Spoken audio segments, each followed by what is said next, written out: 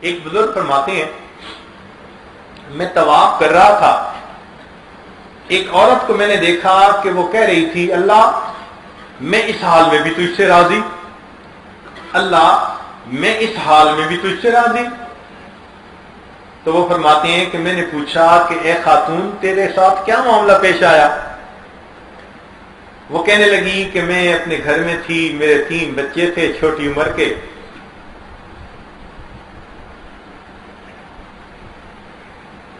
گھر میں روٹیاں بنا رہی تھی، میرے 2 بچے کھیل رہے تھے اور ایک چھوٹا بچہ میرے قریب رینگ رہا تھا، وہ بھی کھیلتا تھا۔ اچانک مجھے کمرے سے شور کی آواز آئی، میں نے جب جا کر دیکھا تو اصل میں گھر میں ایک چھری تھی جو کافی تیز تھی، وہ کہیں بچوں کے ہاتھ آ گئی۔ تو بچے نے ایک نے دوسرے بھائی کو کہا کہ تمہیں پتہ ہے کہ یہ چھری کتنی تیز ہوتی ہے؟ اس نے کہا نہیں۔ تو اس بچے نے نادانی میں چھوٹے بھائی کے گلے پہ چلا دی اور ونڈ پائپ اس کا کٹ گیا۔ اب جب وہ بچہ تڑپنے لگا تو یہ بھی پریشان کہ یہ کیا ہوا۔ وہ عورت کہتی ہے کہ جب میں وہاں پہنچی تو میں نے دیکھا کہ میرا بیٹا آخری سانس لے رہا تھا، میں نے اس کی لاش اٹھائی اور صحن کے اندر آ کر چارپائی پر ڈال دی۔ تو پھر میں فکر مند ہوئی کہ میرا دوسرا بیٹا گیا کہاں، نظر نہیں آ رہا۔ میں ڈھونڈنے لگی، اب وہ بچہ ڈر کے مارے چھپ گیا تھا۔ تو ہمارے صحن کے اندر لکڑیاں رکھی ہوئی تھیں، وہ اس کے پیچھے چھپا تھا۔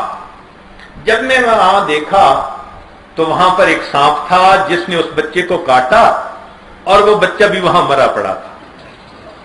کہنے لگی میں اس کی لاش اٹھا کے لے آئی اور اس کو لا کے پہلے بچے کے ساتھ بستر پر لٹایا تو میں نے محسوس کیا کہ میرا تیسرا بچہ چھوٹا تھا، وہ تو ادھر کھیل رہا تھا۔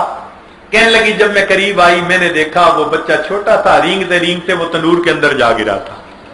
میں نے جلی ہوئی لاش اس کی نکالی، 3 بچوں کو لٹایا، ان کو نہلایا، ان کو کفنایا اور میں عمرہ کرنے آ گئی اور میں اپنے اللہ سے کہہ رہی ہوں اللہ میں اس حال میں بھی تجھ سے راضی ہوں۔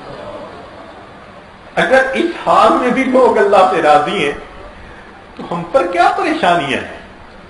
تو معلوم ہوا کہ نعمت کی زینت شکر ادا کرنے میں ہے اور بلا کی زینت صبر کرنے۔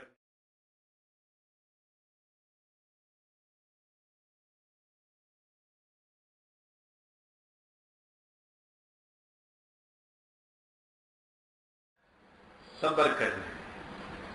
ایک بزرگ فرماتے ہیں